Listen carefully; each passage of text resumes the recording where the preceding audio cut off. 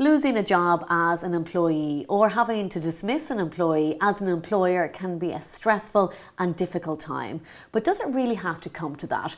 Well, joining me now is Owen Casey from Dillon Solicitors, who's going to discuss the whole area of disciplinary matters. Owen, thank you so much for talking to us. Thanks, Sybil. Is this something that you would come up against much in Dillon Solicitors? Yeah, we advise a wide range of employers and employees on various matters, including disciplinary issues. So what are employers' obligations in terms of, I suppose, dismissal and disciplinary matters? So broadly speaking, it's strongly advisable that employers have in place written disciplinary procedures, and the Workplace Relations Commission has a code of practice on this, which is a useful guide for employers in that respect. Broadly speaking, the disciplinary procedures should be uniform for all employees. They should be provided to all employees so that everybody has access to them, and they of course should be actually followed when disciplinary issues arise. The actual procedures that would be in place generally would provide for verbal warnings, escalating to written warnings, and eventually disciplinary hearings.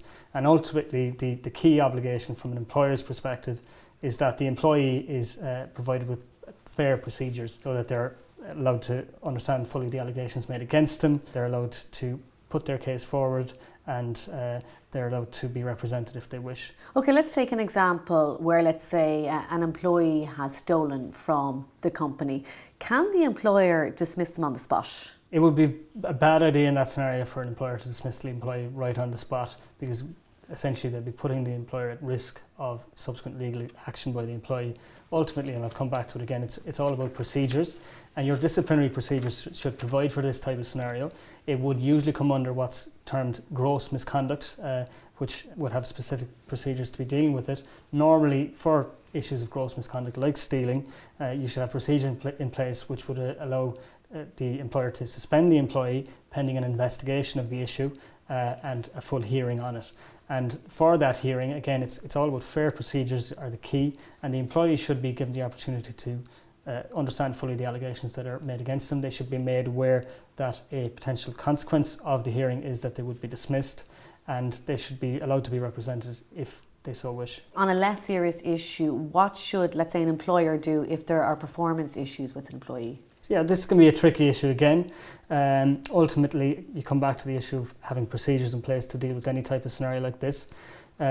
Usually we would advise an employer in that scenario to, first of all, sit down with the employee, have a meeting with them, go through the issues, hear the employee's side of the story, work out is there further training needed, what can be done to assist the employee in getting their performance up to scratch. And usually you might, in that scenario, put together what's called a performance improvement plan, where there'll be certain specified targets and dates that the employee would be expected to reach. And ultimately, the key is that the process is fair for the employee. And as an aside to all of that, it's also important for employers in their workplace to have written grievance procedures, so that if the employee has any issue and it could be affecting their performance, that they can have that dealt with in a fair manner. Owen Casey, many thanks for that advice. Thanks very much.